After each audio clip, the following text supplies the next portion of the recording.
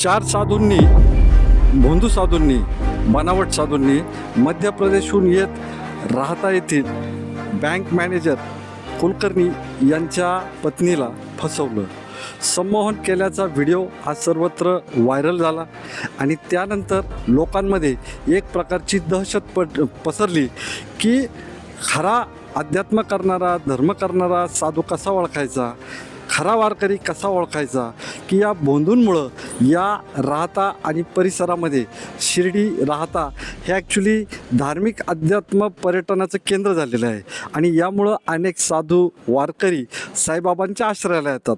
त्याचबरोबर गगनगिरी महाराजांचा 119वा जो हरिनाम सप्ताह पार पडला त्या काळातही अनेक आध्यात्मिक आणि धार्मिक क्षेत्रात काम करणारी लोक राहता तालुक्यात आली आणि ही लोक येत असताना यांच्या आडून काही डमी, भोंदू, बोगस, बनावट, गुन्हेगारी प्रवृत्तीचे लोक देखील या टोळ्यांमध्ये टोळ्या करून ते लोक आलेत. आज राहता पोलिसांनी त्या ठिकाणी जे डेमो हाऊस आहे, पोलिसांचाच विभाग आहे तो, त्या डेमो हाऊसमध्ये 4 जणांना आत घेतलेलं आहे. त्यांची कसून तपासणी सुरू आहे. सत्यशोधक यंत्र म्हणजेच पोलिसांचा खास पट्टा देखील त्या ठिकाणी नेण्यात आलेला आहे. 4 जण असलेल्या त्या खोलीमध्ये नागरिकांनी त्यांना पाहायला गर्दी देखील केलेली आहे. या 4 मिळून 2 बेड्या ठोकण्यात आलेल्या आहेत. सांगण्यात येतं की कोपरगावमध्ये यांना सकाळी पकडण्यात आलं आणि त्यानंतर याच ठिकाणी राहता पोलीस स्टेशनला आणण्यात आलेलं आहे. मित्रांनो, यातली आश्चर्यकारक आणि तितकीच खेदजनक बाब म्हणजे की जे बँक मॅनेजर आहेत ते एक सुशिक्षित कुटुंब आहे. सुशिक्षित कुटुंबात सुशिक्षित महिला आहेत.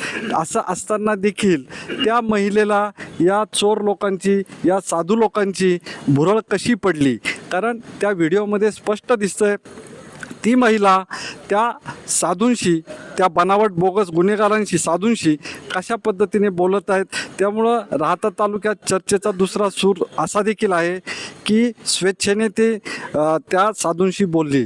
भाऊ बहिणीचं नात्यापासनं बऱ्याच विषयांवरती त्या साधूंनी चर्चा केली. अर्थात त्या व्हिडिओमध्ये, व्हायरल झालेल्या व्हिडिओमध्ये दिसणारे साधू आत्ता तुम्हाला तसे दिसणार नाहीत, कारण त्यांनी मेकअप केलेला नाही. त्या व्हिडिओमध्ये दिसणारे साधू हे गोरे दिसतात.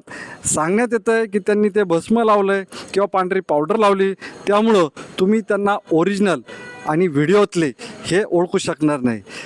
राहत्याचे पोलीस निरीक्षक दीपक सरोदे आज दुसऱ्या तपासाकामी बाहेर असल्यामुळं आपल्याला अधिकची माहिती मिळू शकत नाही, परंतु खात्रीशीररित्या त्या 4 ताब्यात घेण्यात आलं आहे. आता लोकांमध्ये चर्चा आहे की अशा पद्धतीच्या लोकांना कसा वचक बसणार, कारण आगामी काळामध्ये नाशिकला कुंभमेळा आहे. त्या कुंभमेळ्याच्या दरम्यान देखील काही बनावट, भोंदू, गुन्हेगारी प्रवृत्तीचे लोक साधूच्या किंवा वारकऱ्याच्या वेशात येऊ शकतात.